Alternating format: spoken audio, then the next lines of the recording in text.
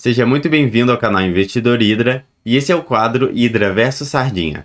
Aqui eu vou te ajudar a investir de uma forma inteligente e antifrágil.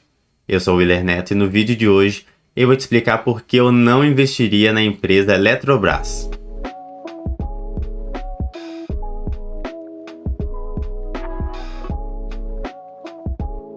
Essa semana eu recebi uma notícia no meu Instagram falando que a empresa Eletrobras, que está na nossa bolsa de valores, divulgou um prejuízo de mais de 400 milhões no quarto trimestre de 2022.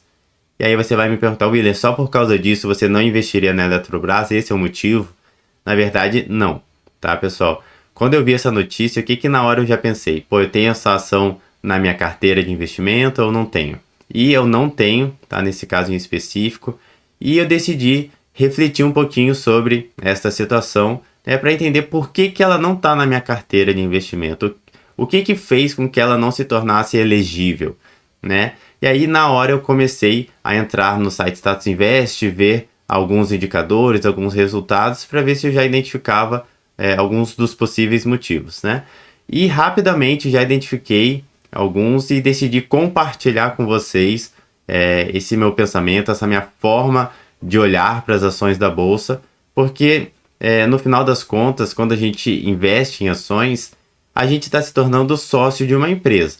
Então vocês não podem esquecer disso, tá? Não é um código, não é algo abstrato que está lá, que você fica brincando ali de comprar e vender de uma forma sem sentido, né? Então eu vou trazer um pouco essa visão, porque pode ser que faça sentido para você e você consiga usar esse mesmo exercício prático, essa mesma análise para outras empresas que você queira se tornar sócio dentro da Bolsa.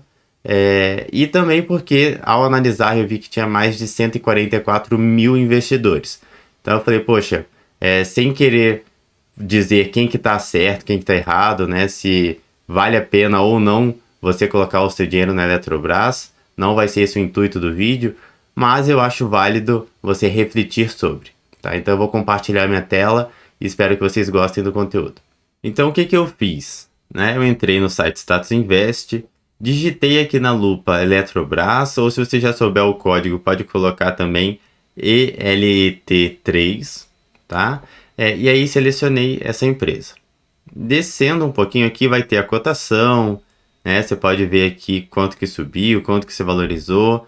Só a título de curiosidade, né? Nos últimos 5 anos, essa empresa se valorizou 68%, 78%, tá? Eu vou começar mostrando, pessoal, um gráfico, que é uma das primeiras coisas que eu olho. Que é o quê? Aqui embaixo, ó, onde mostra a receita, custo e lucro. O que eu gosto de ver, pessoal? Nos últimos 5 anos, essa empresa deu prejuízo? Aqui dá para ver que não, tá? Nos últimos 5 anos, essa empresa não fechou o ano com prejuízo. Porém, uma outra pergunta que eu geralmente faço: o crescimento desse lucro tá estável, tá constante, tá legal, né? E aqui, na verdade, pessoal, é um dos piores gráficos que eu analisei nos últimos tempos. Não em valor de lucro, né? Tem outras empresas que lucram muito menos ou até tem prejuízo, mas com relação à sequência de quedas, né? Então, ó, essa empresa em 2018 tinha um lucro líquido de 13 bilhões. No ano seguinte foi para 10, diminuiu 3 bilhões. Aí em 2020, aí poxa, Willer, caiu bastante, mas é por causa da pandemia. Então, né, várias empresas tiveram um resultado ruim em 2020 e acabou saindo aqui, ó, de 10 para 6. Então foi quase metade, pessoal. E não é milhão ou mil, não, aqui é bilhões. Tá? Então já teve uma queda, 2018 para 2019, uma queda muito brusca para 2020. E aí você vai pensar, poxa, não, mas aí 2021, né, a empresa voltou um pouquinho a ter um pouco mais de lucro. Não, foi para 5 e agora foi para 3, tá? 3.600 para ser mais específico. Então vamos supor que você foi presencialmente, né, negociar uma participação nessa empresa. E aí você está conversando com um dos donos, junto com o pessoal do financeiro, e eles começaram a te mostrar alguns resultados, para ver se você fica animado. E aí eles mostram, ó, Willer, poxa, vem aqui com a gente, faça parte da sociedade, porque tá muito legal. Os últimos 5 anos o lucro só caiu, né? Eu nem sei como é que dá essa notícia transformando numa coisa boa, né? Não, talvez daria para fazer igual tá aqui, que vou até adiantar. O que eu achei? Eu achei uma notícia que foi divulgada, se não me engano, ontem, em que o título é o seguinte: o lucro da Eletrobras registra a marca de 3,6 bilhões em 2022. E aí isso confirma a solidez da companhia no mercado, mostrando, olha, né, essa empresa lucra 3,6 bilhões. Então tá super bem, né? E aí a gente vê que é um resultado, poxa, bem legal, é muito dinheiro, né? Mas de longe é o melhor momento dessa empresa, né? Tem vindo de quedas constantes. E aí, por curiosidade, não costumo fazer isso, mas eu queria ver se é algo meio que pontual, né? Tá passando por um período um pouco complicado. E aí aumentei para 10 anos. Olha só o que eu acabei vendo. Que na verdade, ó, desde 2018 tem caído muito, né? Saiu de 13 bilhões para 3. E aí eu pensei, pô, para trás, às vezes a empresa estava indo bem, né? E às vezes a pessoa acabou entrando nessa ação em um outro momento, né? Mas o que eu encontrei? Em 10 anos, 4, ó, de 10 anos, 4 foram finalizados ali em prejuízo, tá? Ó, teve prejuízo em 2013, 2014, 2015 e 2017. Teve lucro em 2016 e a partir de 2018. E de uma forma resumida, até para a gente finalizar esse gráfico aqui do lucro, né? Num período de 10 anos, você passar 4 anos tendo prejuízo e dos outros 6, 5 anos seguidos você ficar caindo o seu lucro, né? Não é uma empresa tão bem gerida ou está acontecendo alguma coisa, né, ali que eles não estão conseguindo reverter o cenário, né? Mas não é algo que te brilha o olho. Você não precisa ser radical de só olhar, né, esse indicador e já abandonar. Você pode dar mais chances, né, para a empresa te convencer, mostrar bons resultados. Então eu sempre gosto de analisar várias outras coisas. Quem já me acompanha, eu tenho outros vídeos, inclusive vou deixar aqui para vocês poderem assistir, onde eu mostro um pouco mais de como que eu escolho as minhas ações, todos os indicadores que eu levo em conta, tá? Mas, infelizmente, esse que é o primeiro gráfico que eu olho, já perdeu ponto comigo, digamos, né? Espero que faça sentido para você um pouco também. Porque o que eu penso? A gente tem mais de 400 opções para poder investir na bolsa, e eu não preciso colocar meu dinheiro numa que está com um resultado tão ruim, né? Deve ter, eu posso procurar mais para ver se eu encontro alguma outra que está com um crescimento de lucro, que está sendo um pouco mais bem gerida, né? Eu não preciso pegar exatamente essa não é a única opção. E aí tem aqui o gráfico da receita, né? Deixa eu voltar aqui para 5 anos. Então o que a gente observa, né? Que a receita até vinha crescendo até 2021, isso é uma coisa legal. Contudo, infelizmente a empresa não conseguiu transformar isso em lucro, né? Então a gente vê aqui, ó, se a gente colocar a receita e o lucro, teve um crescimento constante de 2018 para 2021 e o lucro só caiu, né? E aí depois, em 2022, acabou que a receita diminuiu um pouco e o lucro também. Mais um outro cenário que não faz tanto sentido sem a gente se aprofundar, sem tentar entender o porquê, não é algo tão positivo de ver também, né? Aqui a gente tem, quer ver, ó, que a quantidade de investidores, então tem 144.690 investidores, sendo que a maior parte, 92%, são pessoas físicas, igual eu, você, né, pessoas que não estão vinculadas a uma instituição ou pessoa jurídica. Mais para cima, tem vários indicadores, tá? Um deles que eu levo em conta é o preço sobre lucro. Aqui, sem comparar com outras empresas do segmento, já dá para crer que está um preço sobre lucro alto, né? Para quem não entende muito bem sobre análise fundamentalista, o que são esses indicadores, eu sugiro que vocês estudem bastante, que vocês cliquem aqui, por exemplo, ó, quando você clica no indicador, tem um artigo, um resuminho sobre como interpretar, o que tem também no Google, né, tem vários vídeos, documentos, PDFs, explicando sobre análise fundamentalista.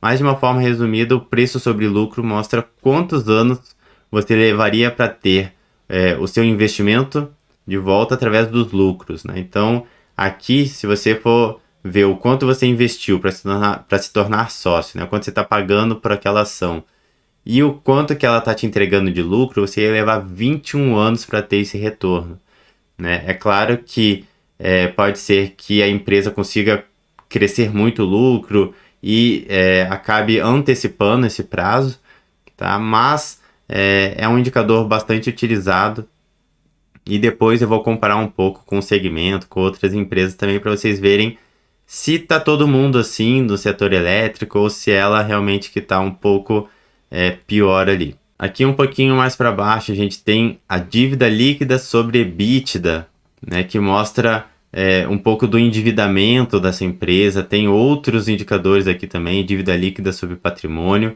Dá para ver que ele tem bastante patrimônio líquido, né, porque mesmo tendo uma dívida líquida alta, representa pouco, né, representa só 30%.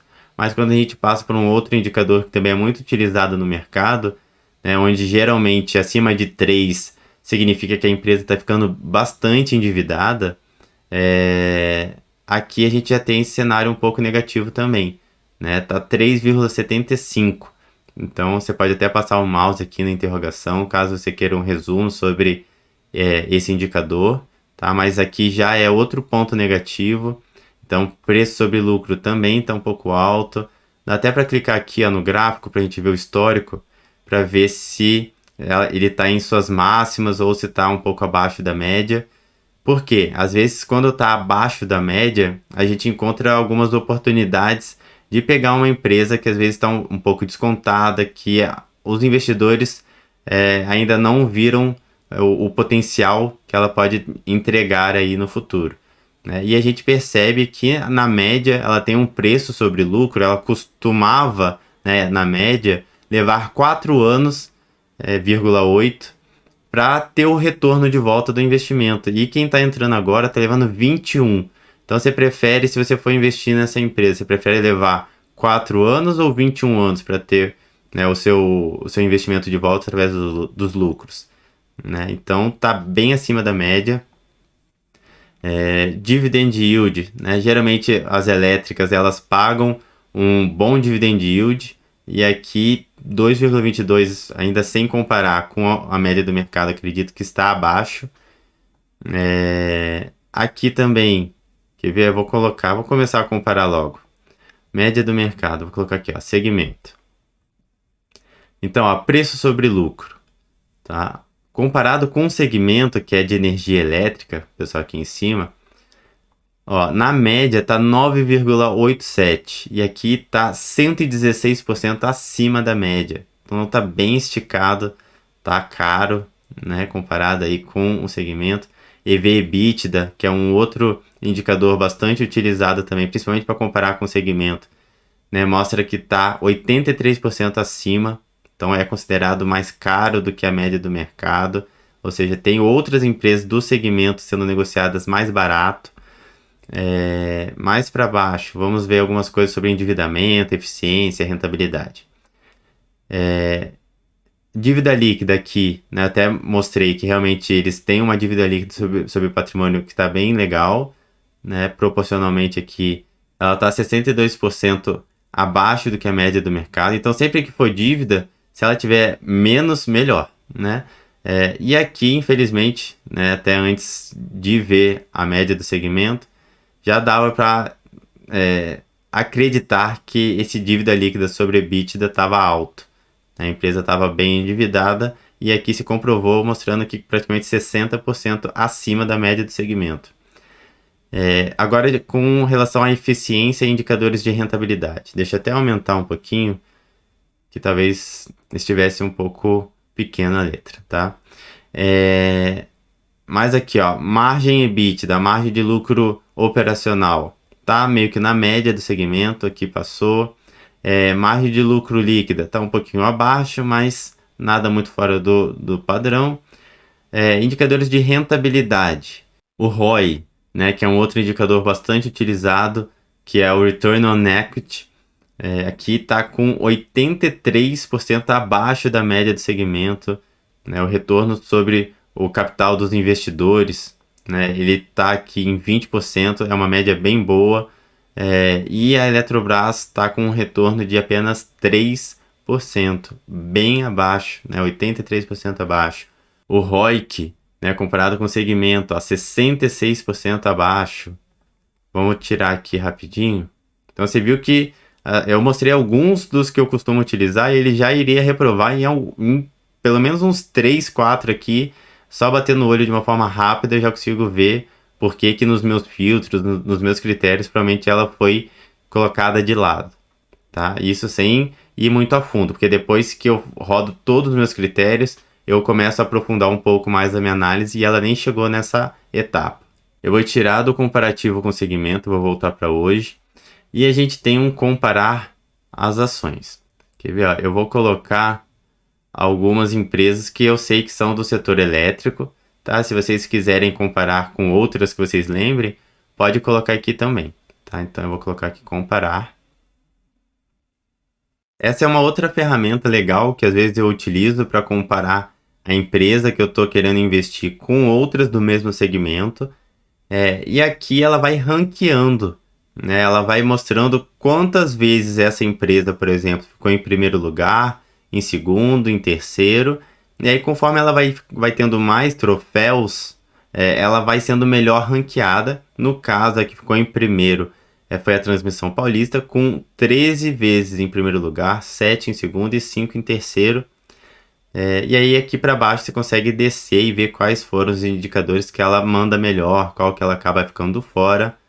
E a Eletrobras, que é o caso que a gente está vendo hoje, ela acabou ficando aqui em quarto lugar, tá? Eu vou trazer uma outra aba rapidinho, só para a gente já ir finalizando o vídeo, que é com relação à rentabilidade, né? Porque às vezes você pode falar, Willer, poxa, eu tenho essa ação, ela realmente não é a melhor do segmento, mas pelo menos ela é uma das que mais rendeu aí nos últimos anos, né? Então às vezes pode acabar até valendo a pena por algum motivo qualquer.